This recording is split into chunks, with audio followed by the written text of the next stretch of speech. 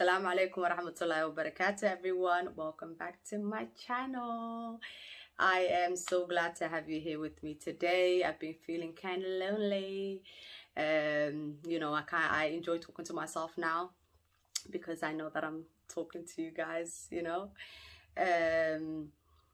is a little awkward doing this, I'm not gonna lie. For anyone who's thinking about doing a YouTube channel, you have to be comfortable with talking to yourself first, okay? I am here with you today, not with a story, but to really share with you the reason why I've decided to start a YouTube channel and share my experience and everything else that's soon to come, inshallah. I would first of all like to thank each and every one of you for watching and liking and commenting your sweet comments, because I love reading them and I love replying and I love talking. So please keep it coming, and if you haven't already, please subscribe. The decision to start a YouTube channel did not come very easy to me. I had a lot of doubts and a lot of anxiety, and the doubts really came from, oh my God, like how are people going to react? How Somalian people kind of react, really. I didn't really care about everyone else. It's just like Somalian people, like how are they going to see me? Are they going to, it's just the ebb thing, wallahi, more than anything else. It was the ebb, like this shame. It's shameful to talk about things like this, is something that I was raised with. So, and not just by my mom, but just not even my mom. My mom never ever said to me, oh, it's shameful to talk about this, or it's shameful to talk about that. Me and my mom used to talk about everything, okay? But with everyone else, it was, kind of ebb to talk about. So you kind of tend to keep things to yourself, which I learned is really not healthy, and it's like a weight on your shoulder, and nah, I don't like carrying weight, especially when I don't need to, So the reason why I decided to do this is because, firstly, I am a female, secondly, I am a Muslim, and thirdly, I am black, okay? And in the society in which we live in, sadly, none of those are favorable attributes or traits. We have racism and discrimination when it comes to black people, and then we have sexism and violence against women when it comes to females, and then we have Islamophobia, and it's like, give me a break, please, okay? I just would like to be accepted somewhere. That would be nice. But I feel very accepted and loved by Allah. I do, always. And for me, when I look back at things that I was told about my religion, I always thought, hold on, that don't sound right.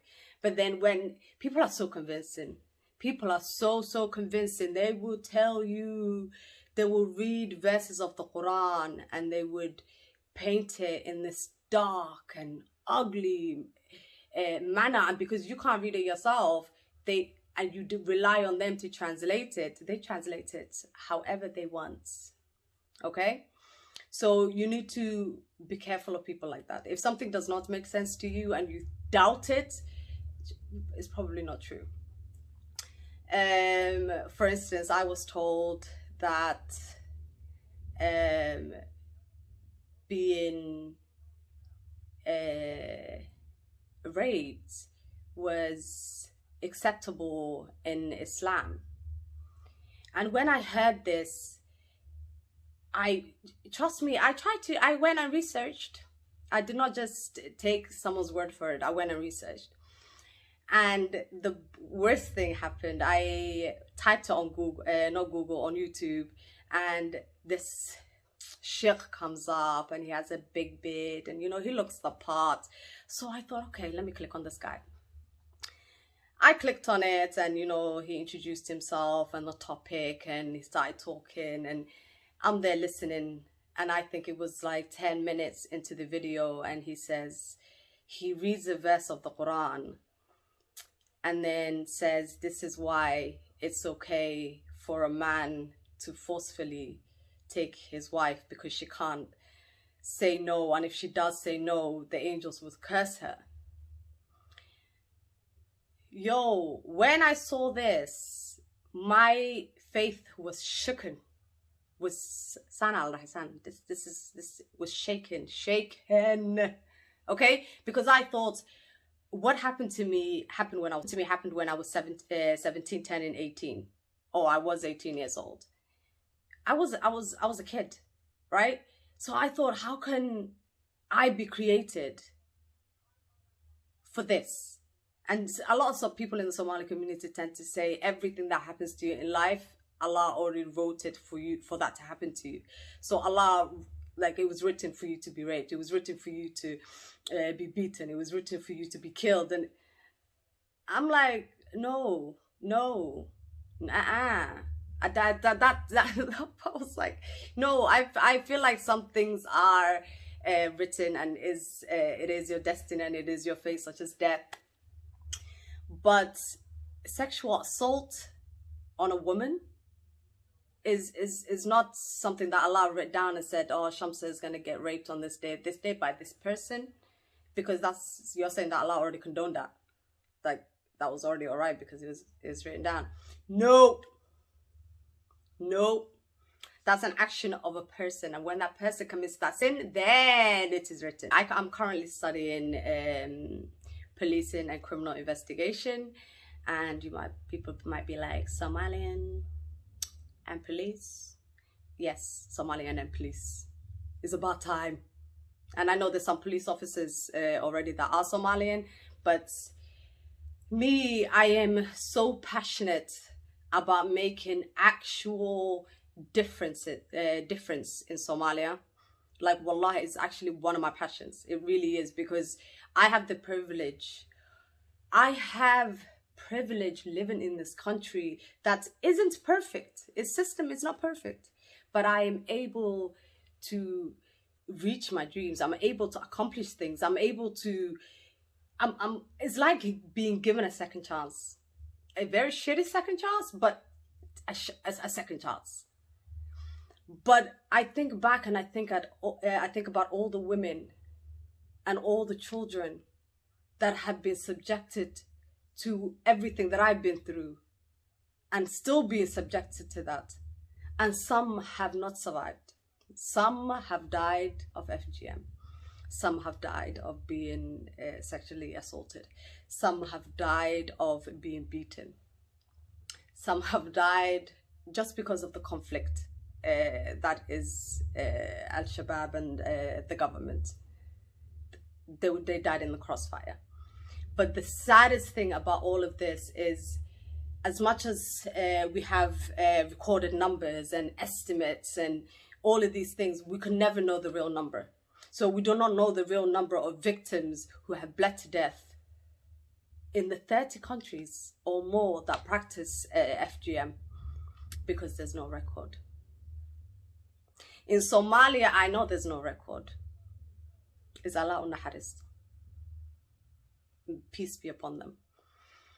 R.I.P.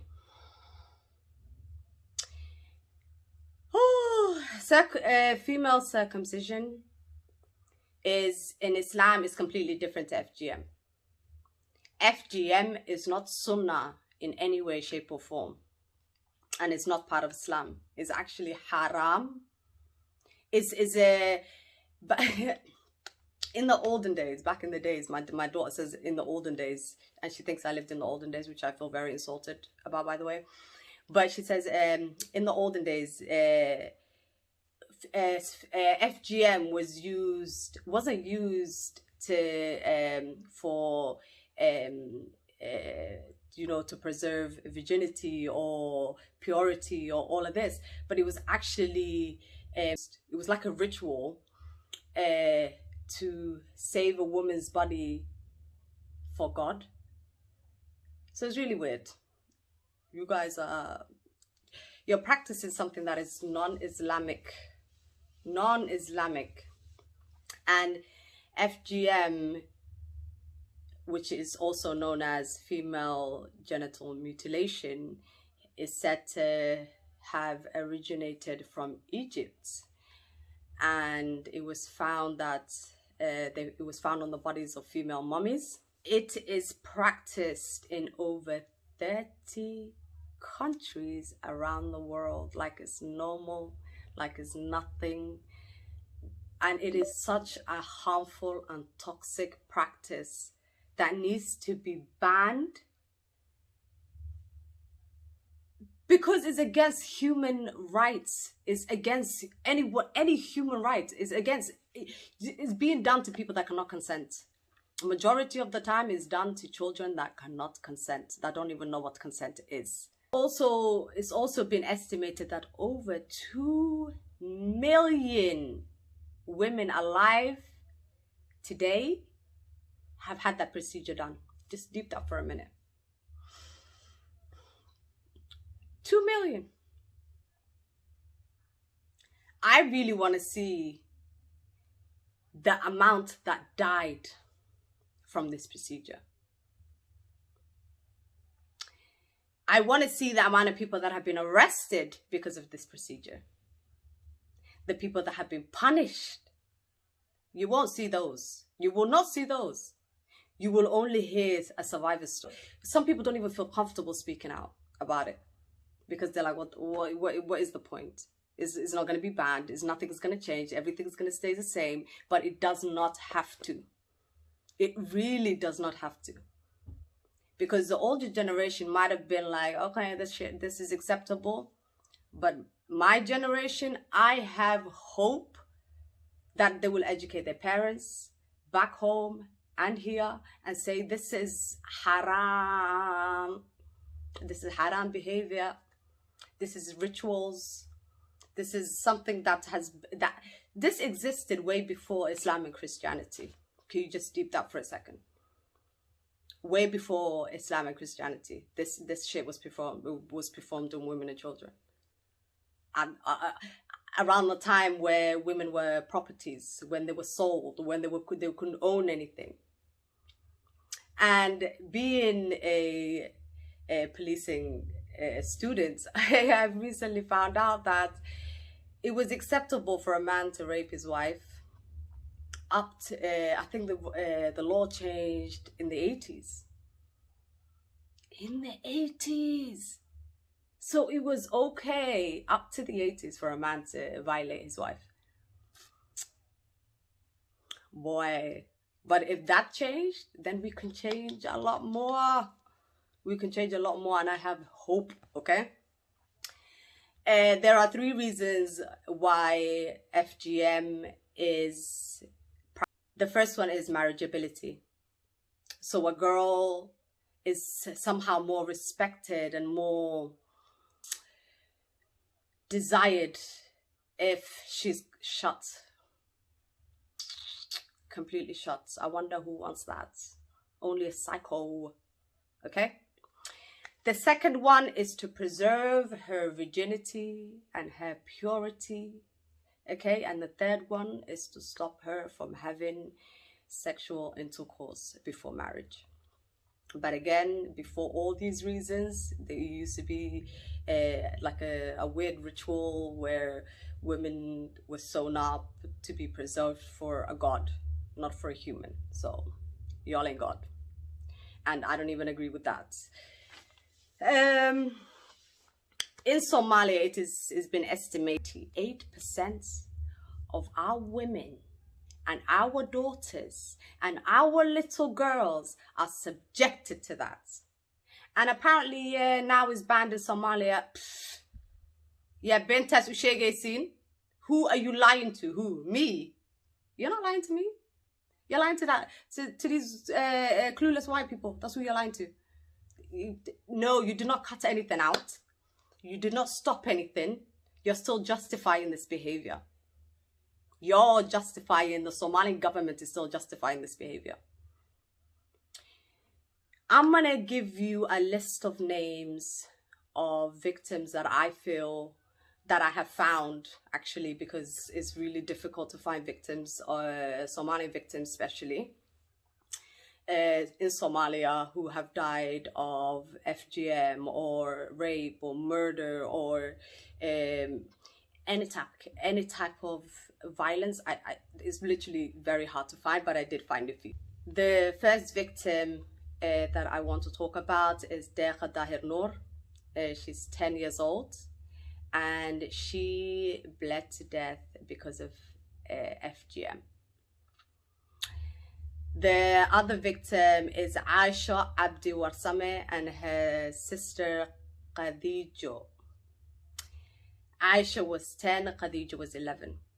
They bled to death within 24 hours of having the procedure done. Whew. Aisha Ilyas Aden was 12 years old. She was raped by 2 men and murdered. Deqa Dahir was 9 and killed and shot in a crossfire. Marian, 27, single mother, was raped while she was 5 months pregnant. Hamdi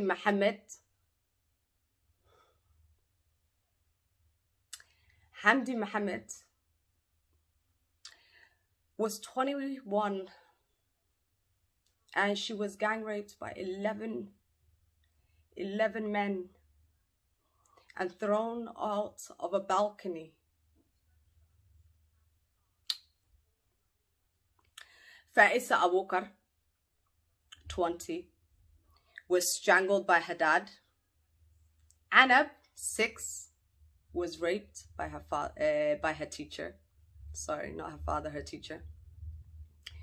Aisha Harris, 27, was killed by her husband. Mona Salat was beaten and killed by her husband in Europe. Aisha Ibrahim, 13, tried to report rape. She tried to report her rapist, and instead Al-Shabaab, I believe, arrested her and stoned her to death for adultery.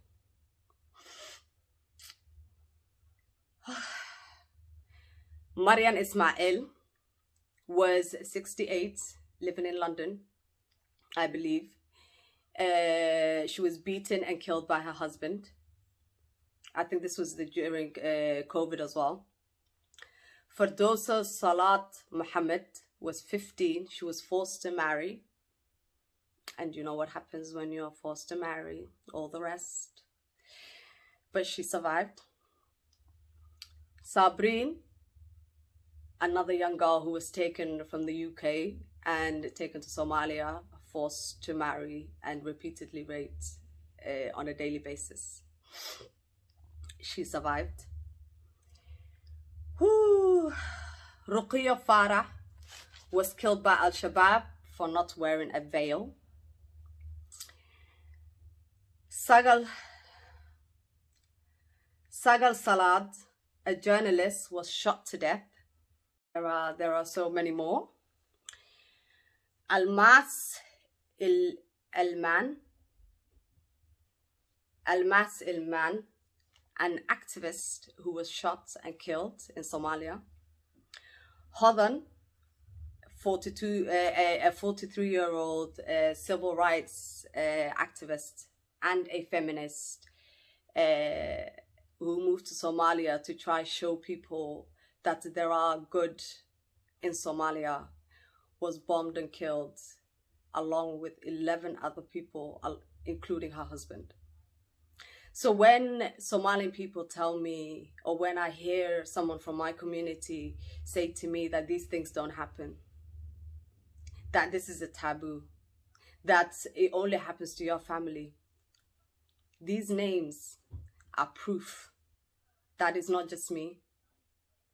And I want the names of the countless thousands of women that I know, and children and girls that I know that are being assaulted on a daily basis, that are being beaten, that are being subjected to FGM.